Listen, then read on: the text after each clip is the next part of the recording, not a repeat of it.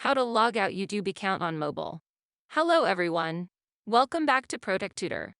Now, I'll be showing you how to log out YouTube account on mobile, whether you're using it on Android or iOS. So, let's start. To begin, open the YouTube app on your Android or iOS devices. So, once it is open, just simply tap on your profile picture at the top right corner of the screen. Now, tap on Manage your Google account located under your account username. It will display all your account. What you need to do now is tap on Manage Accounts on this device located at the very bottom of screen. To log out the selected Google account on your YouTube, just tap on Remove from this device. Once you confirm your decision, just tap on Remove. Now, the selected account has been removed from this device.